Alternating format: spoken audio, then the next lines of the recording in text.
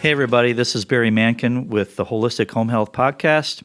I appreciate you watching. We're doing our segment number 2 with Don Knarr from Blue Chip Restoration.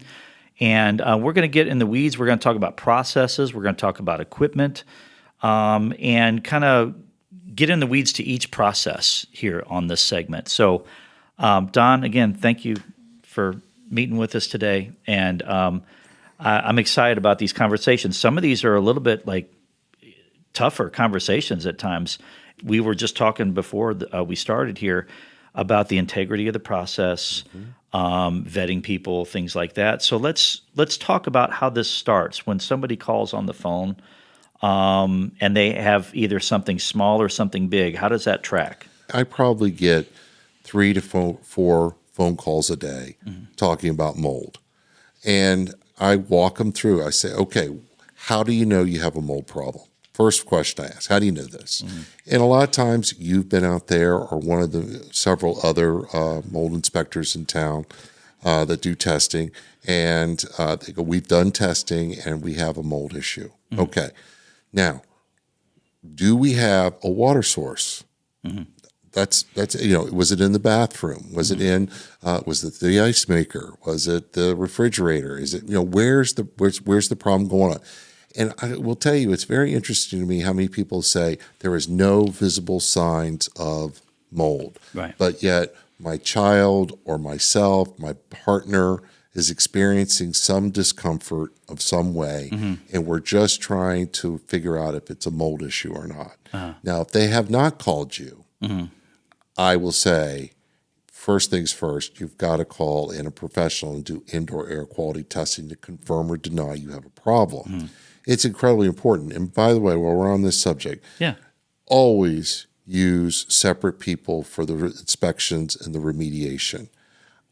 A lot of us out here went to college, and I don't remember ever getting to grade my final exams.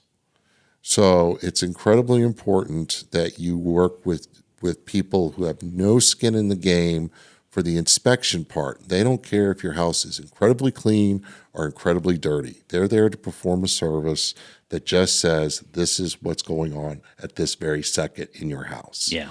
Then a guy like me comes in and fixes it. And then you hire the guy who came in and did the testing to come back and retest to make sure that me, the remediator, did their job correctly. Yeah. It's the stuff we don't see.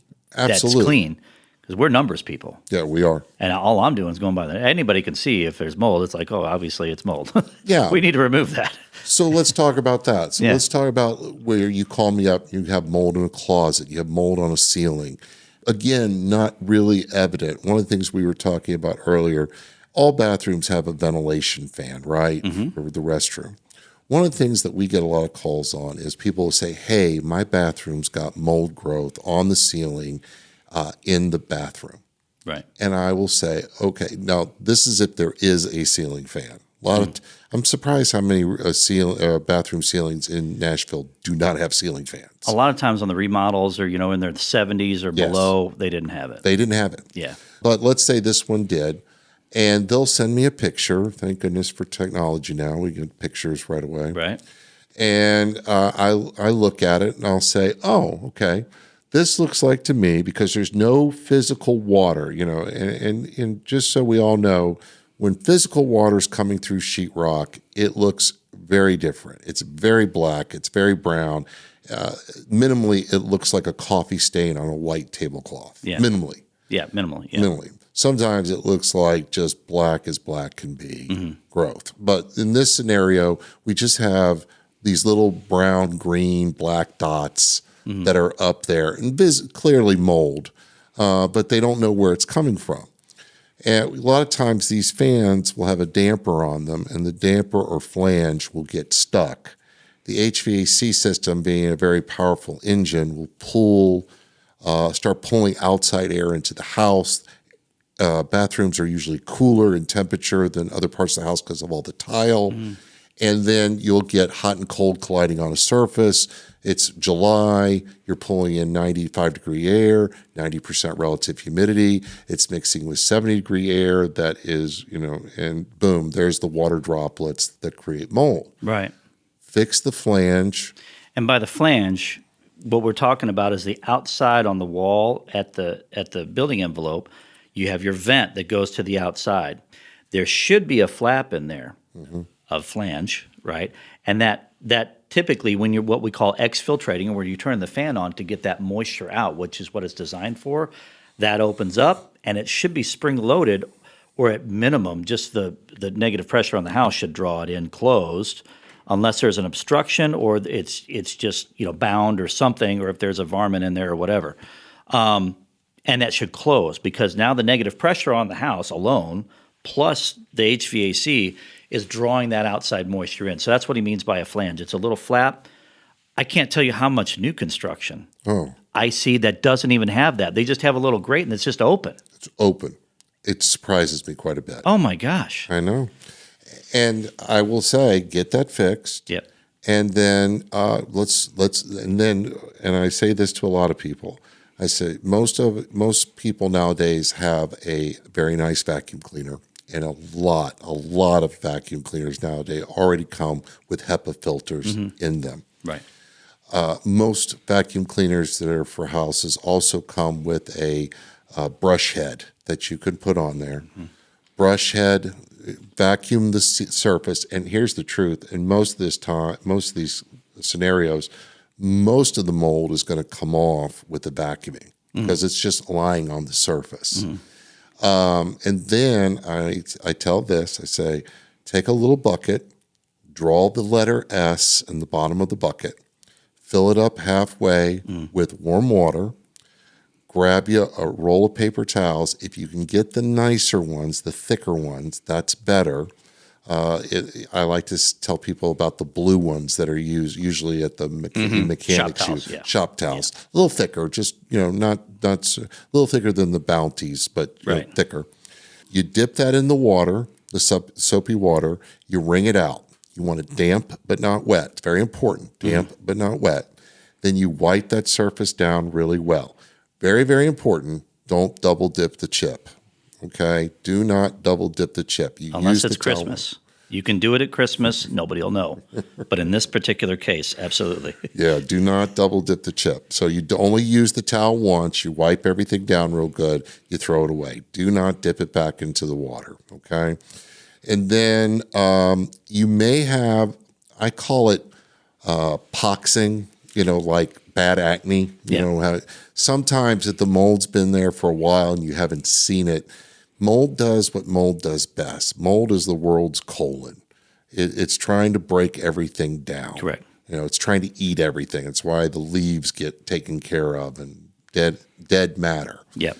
So it's trying to do its best. So you might have a little poxing, you might have a little discolorization, but that soap will actually get down in there and get it. So, and then you let it dry. Protein stains and all that. Yeah. And then you let it dry, and then you hit it again with the vacuum because you didn't get it all. And there are these microscopic mold spores that are lying on the surface now, and you need to vacuum them up. And of course, fix the flange or the damper, whatever you want to call that thing, the piece of plastic. Yeah. Because if you don't, I'm going to tell you, in a couple months, you're just going to have the problem. It's going to come right back because it's source. We talked earlier, the last segment, about source control. Right. And how important that is. Yeah, and you just saved yourself $1,400 because that's what I would charge you to come out and do that. Right. Exactly. Because I have to. Well, yeah, you've got internal costs. You've got a good, big organization. I got liability. I mean, that's the word. I mean, at the end of the day, I have liability. So I will walk you through how to become a remediator on something that's small. And when I say small, I do mean 10 square feet or less. And why is that? Well, because the EPA guidelines dictate less than 10 square feet. It's all laid out, guys. If you go to EPA.gov and go to mold remediation, it's laid out by footage. So it's 0 to 10 square feet. This is the protocol. 10 to 100, this protocol. And if it's over 100 square feet, there's no question you need me. Right. So, and of course, if it's in your crawl space, you probably want to hire somebody to do it, unless you don't mind getting down in your crawl, which most people really don't like doing that. Right. But if it's the crawl space. But we love it. I do. I love crawl spaces. I've never fallen out of one. That's perfect. I haven't heard that one. That's great. I haven't either. Right. Yeah. Good point. All right. So once we've delineated A, is it a small thing that they can do themselves? Yes. At what point do they call us? Like to say, hey, you probably need to get an evaluation. Anytime on the there's front end. children, Yeah. anytime. I don't even bother going in to clean it yourself. Health issues. Yes. Kids. Yes. And that's typically what we say. Yes. Or if there's a lot of unknowns. Oh yeah, we're not feeling well, but there's no evidence. And I'm like, have you been in the crawl? And if they say yes, we've been in the crawl, I say okay. And there's no water down there, and we have a sealed moisture barrier system, and we do have a DHU. Okay. And then we all know. Well, we all don't know. We, when I say we, I mean you and me. I will tell you guys that, in my opinion, the biggest culprit for poor indoor air quality in Nashville is the HVAC system. Boom. And I will tell you, and I will have no problem looking any HVAC contractor in the face and saying this, is they're the worst profession in Nashville. There is if you think there's a small amount of remediators doing it right, there's even a smaller number of HVAC companies doing it right. And they will roll their eyes when they hear this, and they will say to themselves, oh no, we do it right. But the truth of the matter is there's a science behind it.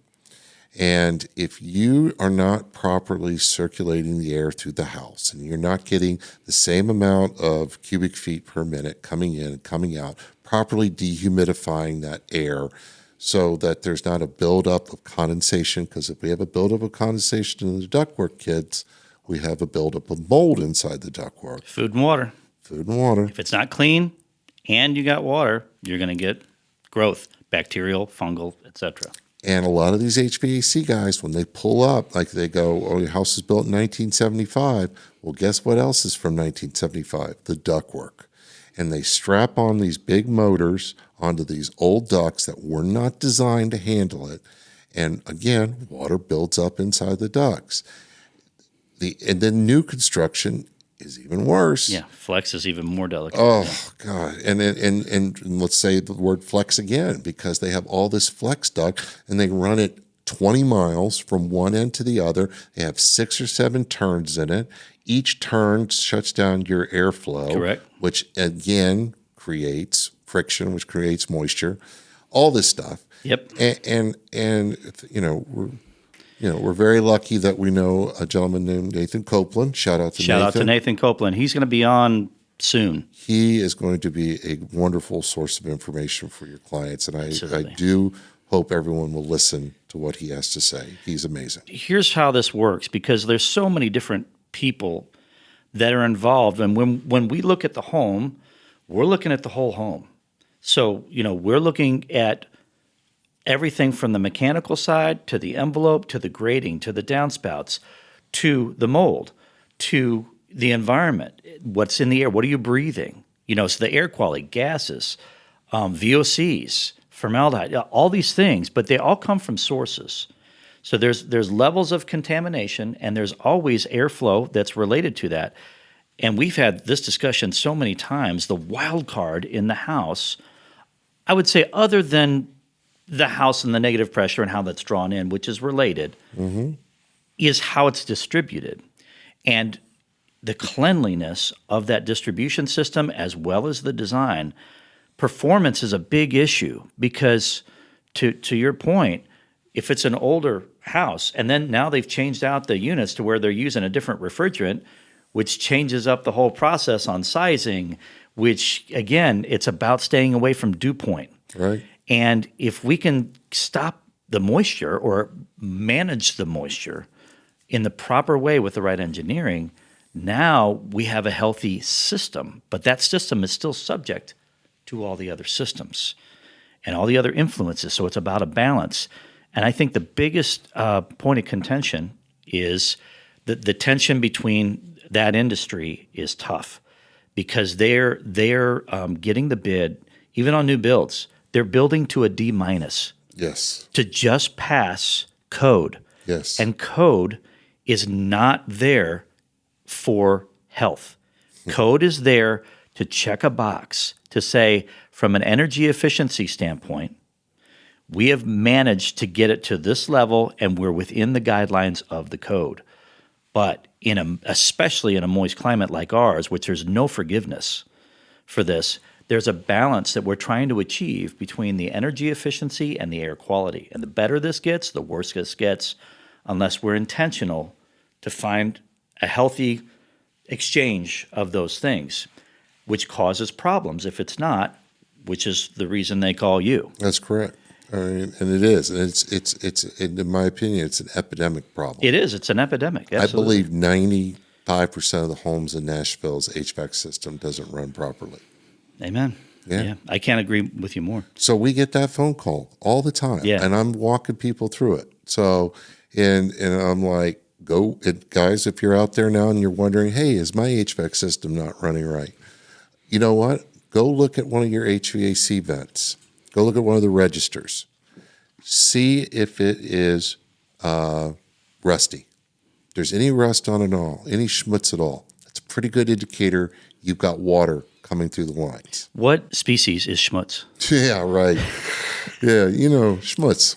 It Is it kosher? Yeah. It's my favorite word. Yeah, it's a good one. Does it have schmutz on it? Okay, yeah. Because everybody knows what schmutz is. Right. They're like, it's schmutz. I'm looking for rust. I'm looking for these kind of things that, also before we knew Nathan, they would go, well, I've got to deal with someone else. Sure. I'd be like, great. Yeah. When they're there and they're in the crawl, make sure they go in the crawl, because a lot of times they will not. I say, I want you to go get a raincoat, and I want you to put it on you, and I want you to throw it over your head. And then I want you to open up the return vent, and I want you to stick your head in there while he's down there, and take his flashlight and tell him to shine it and see if you can see his light. Mm-hmm. Because if you can see his light, you're pulling in unconditioned crawl space air. So now your crawl space does have a profound effect on your indoor air quality because you're pulling it in. Yeah. And, and there is the natural occurring phenomenon known as stack effect, which all the air in the crawl space is going up through the house. I will say this also, guys, if you have a crawl space, it is part of the house. It is inside the building envelope. Please do the bare minimum of sealing it up. And in my opinion, I think you should dehumidify the space. Amen. I think the biggest bang for your buck in mold prevention is proper dehumidification of the crawl space plus the HVAC system. Those two things together, I think, just give you a healthier home. That rabbit hole is so deep and wide. So deep, so wide. The other thing we see all the time that we tell people to do is, and again, something that by code that they're required to do in a lot of cases, depending on the jurisdiction, is provide supply vents in the crawl. Oh, yeah, those are my favorite. To condition the space. There's 3 myths in the world. There's Bigfoot, there's Loch Ness, and there's cross ventilation through a crawl space. Those vents were put in to provide cross ventilation. He's got the best one-liners. And it is impossible for it to happen because there's an equal amount of pressure being pushed on a house on all 4 sides. Yep. So air is coming down. I call it the hand of God. Your house is being squeezed, especially in the summertime. When you guys watch the weather tonight and you see that big H rolling in from the south, that's high pressure. It's not hot or humid. It's high pressure. When you watch the L rolling down from the north, that's low pressure. So when that high pressure system comes up, there is all this wet, moist air outside that goes down into your crawl space. Now, your crawl space sits at 65 degrees year-round because it's surrounded by thermal mass, the earth, because, everything around it. So what happens when you have 95 degree, let's say it's July, you have 95 degree air and 90% relative humidity colliding with 70 or 65 degree air. You get a huge storm, guys. You get a storm. And trust me, I've gone down into hundreds and hundreds of crawl spaces where it's raining. The ductwork is sweating like a good humor bar on a hot summer day. The insulation has little diamonds sewn into it, and the little diamonds are water droplets. Yep. And so I also am not a big fan of floor insulation. Yeah, it doesn't really do much. It doesn't do much in this climate. Not in this climate, yeah. Yeah. Now, I do like having the rim joist insulated. Yes, I agree with you. Because look, that space needs to breathe. Mm-hmm. And you believe it or not, your house is a living thing. Even though that wood was cut into planks or it's glued together with a gazillion gallons of glue, Mm-hmm. it still was made up of a living thing at one time. Mm-hmm. And that living thing still wants to survive, and it still wants to accept moisture, and it's still doing what it needs to do. So anytime them water droplets are there, buddy, it's sucking it up. It's sucking it up. So keep the outside air out, seal up those vents, seal them up. I'm never going to believe this, no matter who tells me. Seal them up, keep outside air out. I believe, and I'm going to say this, but it's been a while since I remember reading it, but there was a gentleman at the University of Illinois that did a study that showed like a 2,500 square foot crawl releases 6, 7, 8 gallons of water a day just in the form of evaporated water. Mm-hmm. So you've got that all coming up through the house. Mm-hmm. You've got all this air. That's if there's not a problem. That's it. There's not a problem. Right. Yeah, I think that's standard. Correct. And then, and here in Nashville, there's so many underground creeks and streams, so many. I've gone into crawl spaces where there's been geysers. Mm-hmm. I've gone into crawl spaces that I know for a fact had a cold water stream just under the surface because it was like 48 degrees down there. It was so cold I could see my breath. Yeah. Mm-hmm. And here's the crazy part. There is no form of dehumidification that will work in that scenario. Right. No. Because it won't work below 65 degrees. Right. Then you're getting in the drainage guys and all that. Well, it was just a nightmare because I was like, I don't even know how we're going to heat this thing because it was constantly being fed cold air. Yeah. So keep outside air out, keep inside air in, condition the space. And if I'm wrong, then here's all I think you need to do is tonight, I want you, if the air conditioner's on, I want you to open up all your windows in the house and let the air conditioner run and tell me if you're able to climatically control the space with the windows wide open. Exactly. That's all. Exactly. Yeah, other than the debris that's down there that it just, again, from the pressure, it's sucking it back in. When that system is off, it's drawing. That's right. You're either pushing it out or you're pulling it in. Like one of those two things are happening. And if you have an available vent, that's what's happening, other than the moisture. Yeah. That's good stuff. To your point earlier, like we could talk about that. We love talking about this stuff. Obviously, we're very nerdy. We're hoots at cocktail parties. Yeah, just invite us. Let's get back into, since we're talking about crawl spaces, Yep. let's get back onto the water side and talk about what does it look like when there is a water loss related to like sewer or floods, and what do you do? How do you start the process? Oh man, I tell you, there's so many things. I gotta be honest with you, the sewer losses in crawl spaces are rough. Because remember, one of the things we talked about in the last segment is finding good people. Yeah. It is really hard to get people to crawl down into a crawl and With poo. With sewage. It's tough. Yeah. It's tough. And I have to tell you, I'm a firm believer in I won't take any work that I'm not willing to do myself. Right. So the older I get, the more I get away from that. Yeah. Because I also have to say to myself, would I come back to work the next day if I was an hourly employee and I had to shovel the S word Yeah, right. all day? And crawl in it and really go in. Yeah. So I've gotten away from that a lot, guys. I'm not going to lie. Yeah. But back in the day, what I used to do, and I've read all sorts of things like you're supposed to dig up X number So of many, feet. yeah. Yeah. And then you're dealing with soil and excavation and all that. Yeah. And you're on your feet, you're on your hands and knees, you're crawling through it again, guys. That's a hard one. I tell you what I've done is I've gone in and just dropped lime. I've taken the plastic, cut it out, gotten it out, dragged it out, and then just coated that thing, the crawl spaces with lime, recovered it, and called it a day. Yeah. That I can get people to do. Yeah. The other stuff, I just can't do it. So I'd be honest with you, I haven't done a black water sewage in a crawl in a while. Okay. It's been a while. I didn't know how much of that you got into. So, and I've been involved in those situations as a contractor early in my career. Yeah. Horror stories. All of them. Yeah. When you're poor, you do a little bit more than you Sure. until things work out. So That is true, by the way. yeah. But let's talk about since really one of the reasons as far as timeline that I have you during this season is because of the flooding, right? Right. And because you can speak to it more than anybody.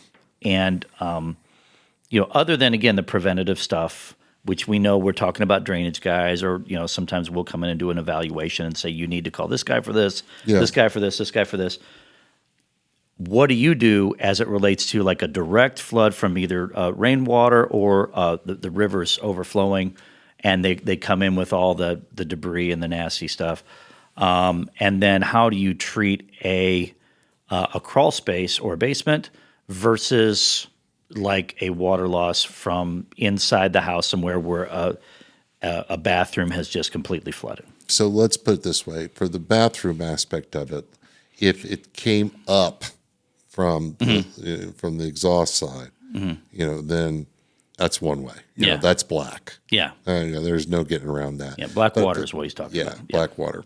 But if it was supply line, that's clean as it can be. Right. That's what we're always hoping for. Yeah. That's really the best. So if they're clean water, like the ice makers and all that, we just, we find the edges. We use our moisture meters. Right. Okay. And we go in and we find the edges. Yeah. And then we work our way back to where it started. Okay. Let's hope that you called me early in this, because we use floor drying mats quite a bit. And tell us about some of that equipment. Man, I love them. I've seen those. Those are amazing. They are amazing, but you got to get there in a very short period of time. Right. Because, man, those hardwoods, if they get too much of a curl in them, they won't lay down. Right, yeah. Now, here's the truth. When we get even if we're a little late and we get them down mostly, when most people are like, oh, if that happened to me, I'd want to get all new hardwoods, which you might. But when I start looking at you going, okay, we got to take out, because there's no breaks in your first floor, let's say. Yeah. And we got to take out your living room, your dining room, your kitchen, and we got to sand and refinish the whole thing, and all the contents have got to come out. Yeah. You start going, that floor doesn't look that bad. You know, when you start thinking about how much you're going to be inconvenienced. Yeah. Yes. Yeah. It's very funny to me. Sometimes they'll go, oh, I can still feel a curl. And I'm like, okay, great. Let's do this. I'll call the insurance company and I'll let them know that you're not happy with it. And then we're just going to have to pack out your entire first floor. And they're like, oh, whoa. Yeah, well. Whoa, wait a minute now. You'll be out of the house a couple weeks, Right. Just a week and a half. And by the way, we're still 2 weeks out because we didn't plan. This wasn't in our schedule. So we're still. So we'll be ready for you. Maybe June 1. We'll get everybody on the books and do this. And then so I'm always amazed. And they go, oh, it's not so bad. Yeah. So and it's true. It's not that bad. So you're measuring as they're doing it. You probably have a DHU for the air just for what's relative, because the relative humidity is also affected. Have to. Yeah, so you're doing that. Because you're pulling air. You're isolating the source of the highest concentration of moisture at the source. Yes. Or at least, highest percentage of residual. And you're extracting the moisture, and then every once in a while you're measuring that. Now, does it measure any of that through the machine, or are you doing that just with external measurements? Man, I've been doing this so long. I just do it. I do it on time. If I can't get them to lay down in 4 days, and here's the truth: when it happens in the winter months, yes, I have a much higher probability of laying them down correctly. Absolutely, yeah. If I get there early enough and it's winter, they'll lay down. Yeah. And when it happens in July and August, it significantly reduces my ability. The other key to this, and I'm probably giving away more than I should, but this is some of the secret to the sauce, is for me, this key to success is putting a desiccant dryer underneath it. So if it happens on the second floor, I can put a large grain refrigerant dehumidifier. But if it's a crawl space underneath, I will go down into the crawl and I will build containment using moisture meters. I'll find my edges. I will build a curtain of plastic around that impacted area. And then I will pump in very warm, very dry, desiccant air. And that's the key. Because that's what lays that puppy down for me in Nashville. I mean, I'm sure there are guys that really know how to do this. That's all they do. But I've got a pretty good success rate with it, and I love it. Yeah, that's awesome. Yeah. Our rule of thumb that we usually talk about is, hey, it's 3 days, roughly. Yeah. Before you start growing anything. Yeah.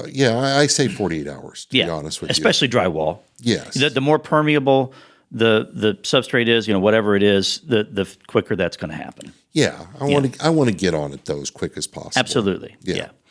And then, so if we have that water loss that is longer, then it's about the scope of work. Like, do we know how to define that scope of work on the front end, other than the visual? And that's typically where either you guys will say, hey, call this guy, or you'll call us or something like that. We're going to come in and do, the baseline testing. We're going to do source area testing. We're also going to look at the rest of the house to see if other things are contributing. As an example, we were talking about bathrooms before. A lot of times what I find with the HVAC problems that we discussed, if the HVAC efficiency is down, it's kind of like tipping a scale to where we have food and water, again, available. And if the relative humidity, they're struggling with that, and we have some other things, now we're just kind of tipping the scale in those water source areas enough to create a problem, and then just down. So it's usually like that collective of all these things. It almost always is more than, like you said, no silver bullet. Yeah. I mean, if we're lucky, there's a silver bullet. But it's when we get people that are calling us up out of the blue and they're complaining about health scenarios, a lot of times it's multiple things. Yeah, absolutely. Yeah, it's multiple. And it's been systemic. Oh, yeah. Yeah. Well, it's just because there's so much bad construction. I mean, I'm going to say it. There's a lot of bad construction going on. There's a lot of water infiltration in all its forms. Yeah. And we're not properly dehumidifying our spaces. We're not properly moving the air. My big thing is I like to call our houses fish bowls. Yeah. And we're the fish. Yeah. And if you remember when you were a kid, if you had a fish bowl, if you didn't change out the water regularly, what happened to the fish? Right, exactly. So, and it's about moving air. Because in my world of drying homes, I got to move air. Oh, yeah. I got to constantly be moving it, because moving air is drier than still air also. And here's the truth. You'll spend a fortune trying to do all this. Oh, yeah. I mean, it's just crazy to me, and there's so much snake oil in this. Yeah. There's a ton of it. Everybody's got the solution, and we've had a lot of discussion over different products or people that say they have the answer. Oh, sure. For mold or mycotoxins or whatever. And there's no one single solution. It is a collective effort of dealing with sources and removal, and then prevention. It's funny. People will sometimes say, oh, this is coming out now. That'll put you out of a job. And I'm always like, no, I'll always have a job. Yeah. There's just too much work. But one day they might come out with something that, is a spray and go. I can't imagine it being safe. Yeah, right, you know exactly. What I mean? Yeah. Because if it's dealing with the biological, guess what? We're biological too. Exactly. That's the problem I have with ozone. Yes. Oh, God, I hate ozone. Right. I mean, it doesn't mean it's not a ketchup, but it's a tool. Yeah. And you have to know how to use and when to use and how much of that tool. Again, you're not napalming a house, especially while you're in there with it, or your animals are in there with it. I can't tell you how many ozone machines I've seen in people's houses. Oh, yeah, we do that every once in a while. I was like, how you feel? Oh, man. Oh, my goodness. It gets rid of the smells. Well, you're right, because they become chemically dependent upon that thing to think that their house is clean. There's a thing called housewife syndrome that I'm pretty sure my mother had. Oh, really? Yes, and it's where she became chemically dependent upon the odors of cleaning products to think that her house was clean. Yeah, it gets neurological at that point, and you get those, histamine responses and all that. It's like, oh, okay, this is either good or bad. Right. And if you think it's good and you know it's clean, It's no different than any other drug or anything else. I think she had it. She Yeah. was a notorious neat freak, and a very high proportion of women that show these signs also develop Parkinson's, Really and that's what she passed away from. interesting. Yeah. So Yeah. So sorry. yeah, but the odors and the ozone odor especially, Yeah. it's corrosive. I mean, it's only an extra oxygen molecule. Yeah. That's it. Right. Right. We were talking about flooding. Yep. We talked about the internal flooding. Now let's talk about the flooding like from rivers Okay. and how you attack that and coming from the other side. Black water. I mean, Yeah. it's just we keep coming back to black water, but black water is black water, and anything it touches, it's gone. Yeah. It's just that simple. Now you're not like obviously in a crawl. If it gets to like the framework, Oh, we're not removing things unless it's rotten. oh yeah, Correct. no. So- Like, let's talk about the 2010 flood. If anybody was here in Nashville in 2010, Yeah, I wasn't here for that, but I heard it was bad. it was bad. Yeah. And I mean, like we were in a house that was on the Cumberland, and the top of the chimney was 8 feet underwater. Wow. So the entire house. Yeah. And this was a very famous person in Nashville. So when we walked into the house after the Cumberland had receded, there were pictures of him with Elvis, pictures of him with Nixon, pictures of him with Muhammad Ali. This guy was huge in the 70s. Yeah. Yeah. And it was crazy Right. because that was what are we going to do with this? Yeah. So because it was all gone. Yeah. The shag carpeting all gone. That's a shame because shag carpeting's awesome. Yeah. Ugh. So, but everything was gone. The gold toilet, everything. I mean, we could have saved the gold toilet, but it Just was melt it down. Yeah. Turn it into a ring. So, but we had to figure out what to do with all of it. So a lot of it got boxed up, shipped off to Chicago, where it was freeze dried, so it could be preserved. Right. But everything else, got it all the way down. Yep. It was just like a brand new build. And we took out, they wanted the subflooring taken out also, which I was like, I don't really blame you guys there. Yeah. So, It's chipboard. yeah. I mean, it's glued together wood that is just more permeable. Well, this house was built in 70. Oh, so it's ply. It was ply. Yeah, yeah. It was real wood. Yeah. Yeah. But they still wanted it gone just because they wanted to get in between all the nooks and crannies. Yeah. Because You can't do it without doing it. Yeah. can't do it. So, but no, when it touches, when it's got to be. I'll disinfect things like let's talk about just a simple house like yours at home. The plates, right, is where your wall studs are nailed to the plate at the bottom, and it floods, and all that nastiness is there. How you clean under the plate? Right. How you doing it? Yeah. You're not. You're not, guys. Yeah. You got concrete with all that nastiness. Then you got a piece of pressure treated wood. That's your plate, and you're Possibly a layer of foam in between there, or plastic or something. if you're lucky. Yeah. Yeah. Right. If you're lucky. Yeah. Because insurance ain't going to pay to take it out. I can tell you that. No. I mean, you might as well rebuild the house if you're going to do that. Well, and then you're just dealing with a whole host. Okay, now at that point you're drying, right? Yep. You're dealing with whatever level of mold plus bacteria contamination, all the biologicals that come with it, and you're doing a remediation protocol. Disinfecting. Yep. And then once we have that, at some point you're going to get somebody like us to do some testing, typically where we're going to either use luminometer readings and or testing with physical samples depending on the scenario. Yep. And then we're going to clear that location. So let's talk about how that works. Well, one thing's first. It's got to be completely dry. Got to Absolutely, be bone yeah. dry. Yeah. We actually use a special instrument I call a spatula that is for moisture meters, and I can slide that under the plates.